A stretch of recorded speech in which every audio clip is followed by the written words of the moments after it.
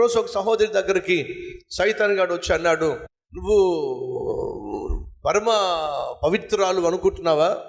నువ్వు చేసిన పాపిష్టి పనులన్నీ నాకు జ్ఞాపకమే, మరి నీకు జ్ఞాపకం లేదా అని చెప్పి గతంలో చేసినటువంటి పాపాలను గూర్చి ఆ సహోదరికి సైతాను జ్ఞాపకం చేయటం మొదలు పెట్టాడు. ఇదిగో ఈరోజు చక్కగా ముసుగేసుకుని చక్కగా ప్రార్థన చేస్తున్నావు, చక్కగా క్వైర్లో పాల్పంచుకుంటున్నావు, చక్కగా పాటలు పాడుతున్నావు, పరిశుద్ధురాలుగా కనిపిస్తున్నావు. ఒక్కసారి వెనక్కి చూడో, నువ్వు చేసిన పాపాలు ఏమిటో, నువ్వు వేసిన వేషాలు ఏమిటో, నీ జీవితాన్ని ఎలా పాడు చేసుకున్నావో, నీ శరీరాన్ని ఎలా పాడు చేసుకున్నావో.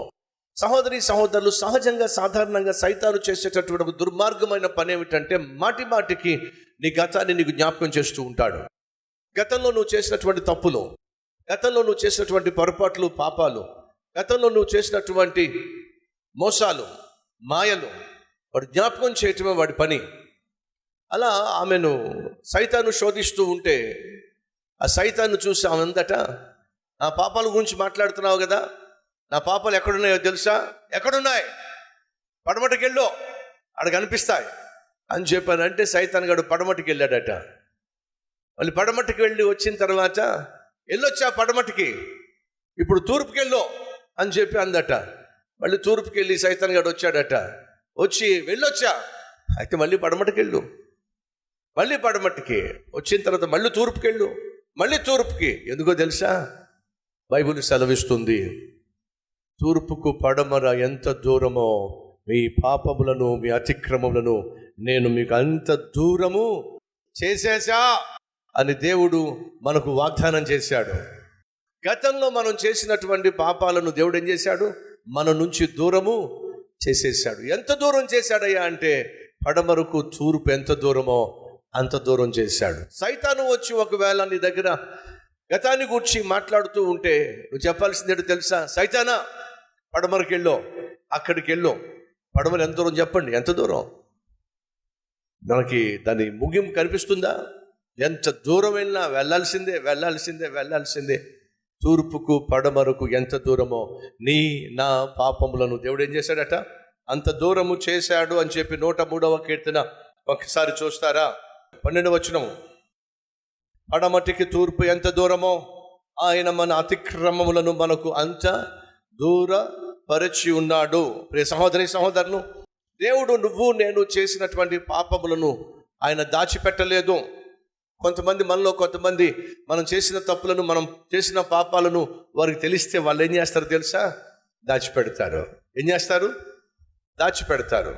ఎందుకు దాచిపెడతారో తెలుసా? తగిన సమయంలో బయట పెట్టడానికి, తగిన సమయంలో భయపెట్టడానికి. హలో, నువ్వు చేసింది నాకు బాగా తెలుసు, నువ్వు ఏం చేసావో నాకు తెలుసు, ఎవరితో ఫ్రెండ్షిప్ చేసావో నాకు తెలుసు, దేంతో ఫ్రెండ్షిప్ చేసావో నాకు తెలుసు, ఏ విధంగా మోసం చేసావో నాకు తెలుసు, ఎన్నిసార్లు హాస్పిటల్కి వెళ్ళి అబార్షన్ చేయించుకున్నావు నాకు తెలుసు, ఎన్నెన్ని వేషాలు చేసావో నాకు తెలుసు, ఎక్కడికి వెళ్ళావో నాకు తెలుసు అని చెప్పి సాధారణంగా మన చుట్టూ స్నేహితులుగా ఉన్న వాళ్ళే మనం చేసినటువంటి పొరపాట్లను, పాపాలను వాళ్ళు ఏం చేస్తారో తెలుసా?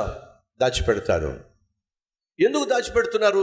సరైన సమయంలో, వాడికి అనుకూలమైన సమయంలో బయట పెట్టే ప్రయత్నం చేస్తారు. ప్రియ సహోదరి సహోదరులు, మనం కలిగి ఉన్న స్నేహితుడు సామాన్యమైన వాడు కాదు, అసామాన్యమైన వాడు. కారణం ఏమిటంటే నీ నా పాపములో ఒక్కటి కూడా ఆయన దాచిపెట్టిన వాడు కానే కాదో. మరి ఏం చేశాడు? క్షమించేశాడు. ఏం చేశాడు? క్షమించేశాడు. దేవుడు నీ నా పాపాన్ని క్షమించినప్పుడు 2 పనులు చేస్తాడు. 1, ఆ పాపాలని దూరం చేసేస్తాడు. 2, ఆ పాపములను ఎప్పటికీ జ్ఞాపకము చేసుకోడు. ఒకసారి నా ప్రభు నిన్ను క్షమించేశాడయ్యా అంటే నీ గతాన్ని ఆయన జ్ఞాపకం చేసుకునే ప్రసక్తి లేనే లేదు. మొదటిగా దేవుడు మిమ్మల్ని క్షమించాడా? ఎందుకు క్షమించాడు? మొదటిగా క్షమించబడ్డానికి, రెండోదిగా ఇతరులను చెప్పండి క్షమించడానికి. సహోదరి సహోదరులు, నువ్వు దేవుని చేత క్షమించబడినట్లయితే నువ్వు ఇతరుల్ని క్షమిస్తావు అని చెప్పే దేవుడు మనల్ని క్షమించాడు. మా ఎడల అపరాధములు చేసిన వారిని మేము క్షమించి ఉన్న ప్రకారము మా అపరాధములను క్షమించు అంటే అర్థం ఏమిటి?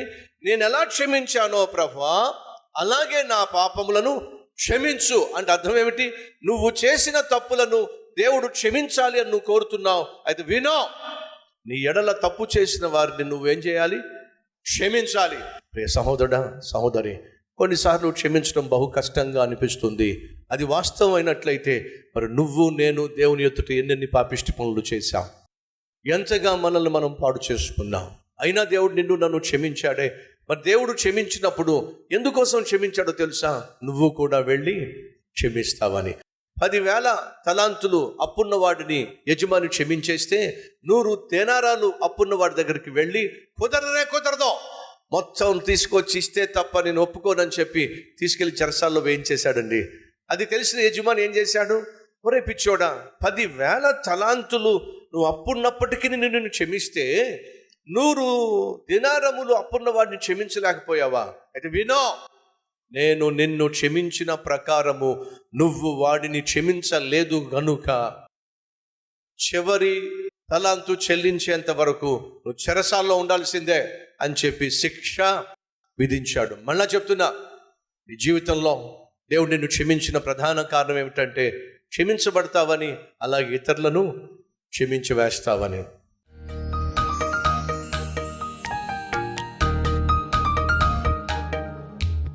మహాపరిశుద్ధుడివైన ప్రేమ కలిగిన తండ్రి, బహుశ్రేష్టమైన సందేశాన్ని నాయన మాకు అందించినందుకు వందనాలు.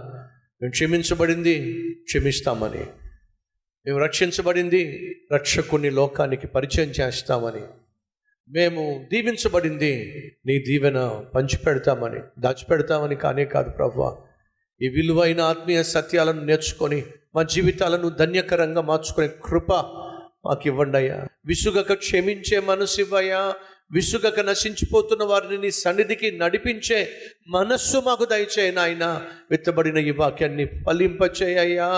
యేసు నామం పేరట వేడుకుంటున్నాం తండ్రి, ఆమేన్.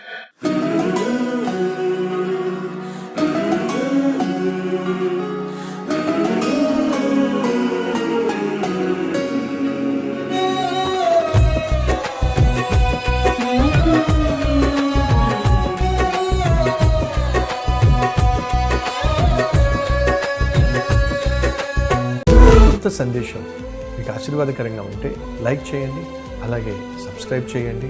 అంతేకాకుండా కామెంట్ పెట్టండి, 10 మందికి షేర్ చేయమని మనవి చేస్తూ రేపు మళ్ళీ కలుసుకుందాం.